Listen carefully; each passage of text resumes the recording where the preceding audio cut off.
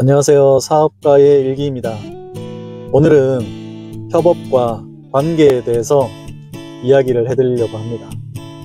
창업을 하고 난 다음에 이 방법을 쓰시면 사업의 성장 속도가 높아지실 겁니다.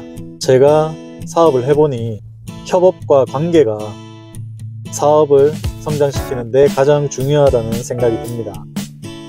우리가 사업을 시작할 때 본인의 생각과 아이템, 그 방법으로 사업을 이끌어 나가고 있죠. 하지만 비즈니스라는 것은 혼자서 성장시킬 수가 없는 것이 비즈니스입니다. 제가 예전에 국방 전시회를 나간 적이 있는데 대기업이 철책선 위에다가 설치했던 자동 경계 펜스 시스템이라는 것이 있습니다. 그때 당시 그것을 고도화시키기 위해서 수많은 업체를 만나러 다녔었죠.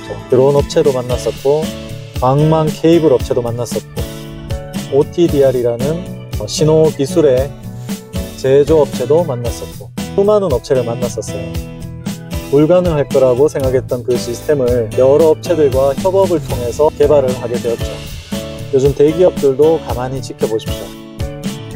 특히 KT, SK, LG 등 통신사에서도 로봇 업체들하고 같이 협업해서 시스템을 만들어내고 서비스를 판매하는가 하면 보안 업체하고도 같은 상품을 인터넷, 휴대폰, 보안 이렇게 결합을 해서 판매도 한답니다.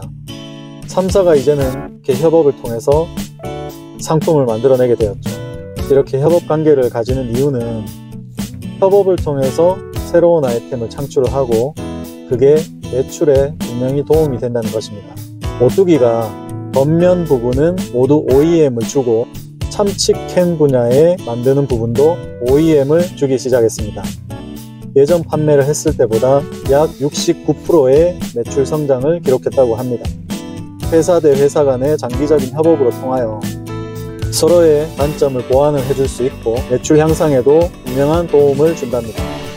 창업을 하시고 나면 보통 시작하는 것이 대표가 열심히 뛰어다니는 것, 그리고 소셜 마케팅 진행하는 것, 국가 지원 사업 지원해 보는 것, 이런 것들이 대다수인데 스타트함과 동시에 많은 부분을 협업과 관계 확장을 위해서 시간을 투자하십시오.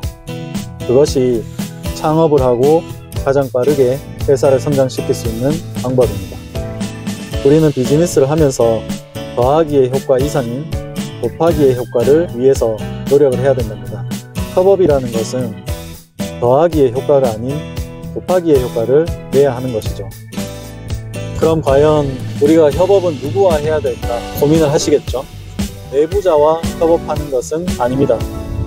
전혀 다른 업체 그리고 다른 사람들과 협업을 해야 그 효과가 곱하기로 된다고 합니다. 내 바운드리에 있는 협업 관계를 찾기보다는 바운드리에 벗어나서 내가 몰랐던 업체들과 협업을 해보시라고 권해드리고 있습니다. 무작정 발품을 팔아서 업체를 찾기 힘드신 분들은 IoT 융합 지원 사업이 있습니다. 거기에 내 업체를 등록하고 내가 원하는 업체 기재를 해놓으면 주최국에서 비즈니스 융합을 위해서 업체 대 업체 간 소개를 해주고 미팅을 할 수 있는 기회를 주는 지원 사업이 많답니다. 사업을 확장할 수 있는 협업업체를 찾기 위해서 가장 쉬운 방법 중에 하나입니다.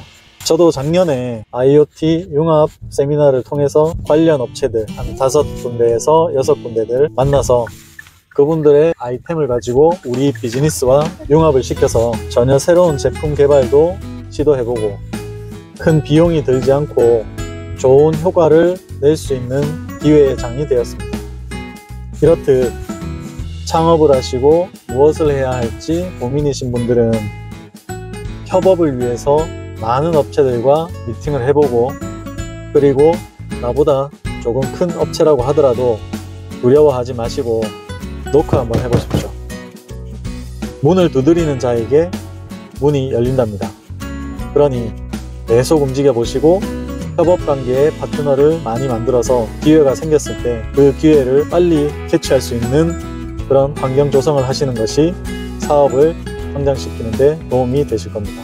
간단하게 창업 후 비즈니스를 성장시키는 방법, 협업에 대한 중요성과 이유 알아보았습니다.